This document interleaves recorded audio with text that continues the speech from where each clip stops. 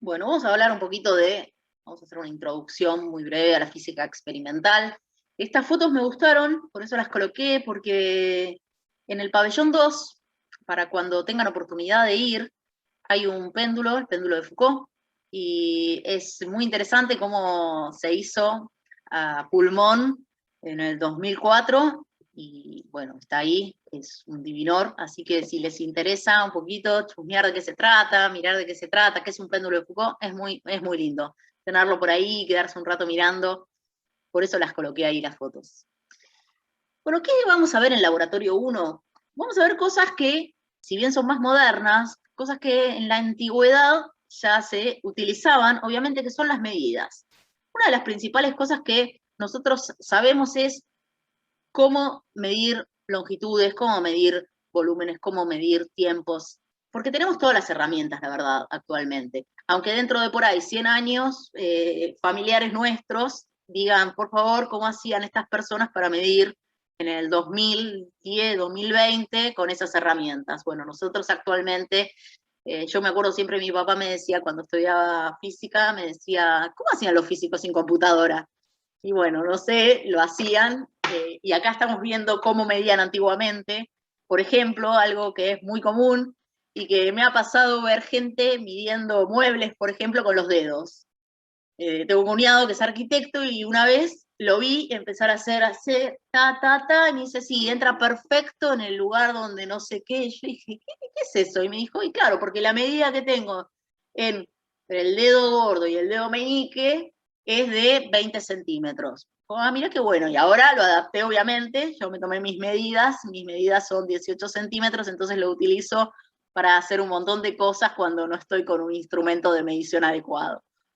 Entonces ya desde la antigüedad nosotros vemos que la gente siempre se defendía para poder hacer experimentos y en realidad para solucionar sus problemas cotidianos, como medir longitudes, hacer entrar algo en una jarra, volúmenes de líquidos, o mismo, justamente, lo que todos sabemos es medir los tiempos a partir del sol, de la sombra que generaba el sol. Entonces, si ellos se adaptaban en ese momento, imagínense nosotros, acá con todos los instrumentos que tenemos, de tratar de hacer un experimento en casa. También vimos que históricamente, por ejemplo, en el siglo XVI, Copérnico empezó a desplazar la idea de nuestras cabezas de que la Tierra estaba en el centro del universo. Es claro que hoy en día hay mucha gente que todavía no se lo quiere sacar de la cabeza, pero indicó que el Sol era el centro del universo, que el sistema era diferente al que venía creyendo todo el mundo y que los planetas giraban alrededor del Sol. Lo que no pudo es explicarlo de una manera certera. Aparecieron otros científicos, apareció Kepler ya un siglo después, más o menos a contar cómo era el tema del movimiento de los planetas alrededor del Sol. Entonces, a partir de sus formulaciones, publicó el libro donde se habla sobre justamente el movimiento de los planetas dentro de lo que es en su órbita alrededor del Sol, y que lo que explicaba también es que era la diferencia de las velocidades de los planetas alrededor del Sol, dependiendo de la distancia que tenían alrededor del planeta.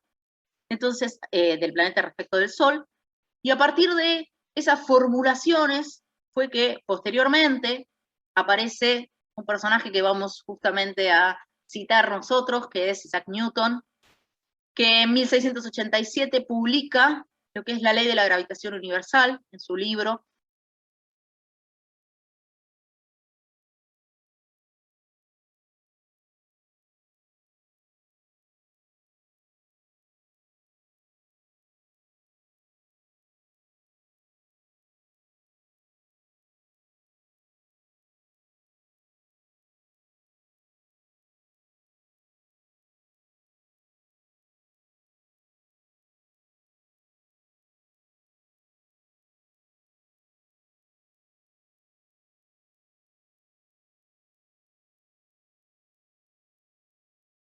Esta formulación, después también Newton lo utilizó para generar muchas de sus leyes, en particular leyes que vamos a utilizar en el laboratorio 1.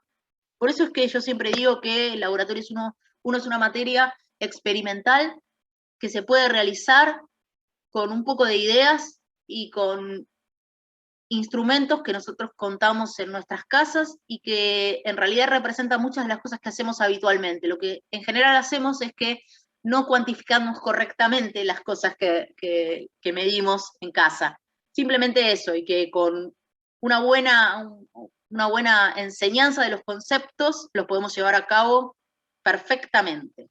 Y eso es lo que vamos a hacer y vamos a esperar un poco de ustedes en sus casas.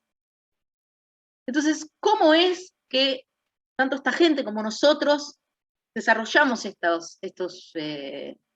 justamente estos conocimientos? Bueno, ¿cómo se hace un experimento en general?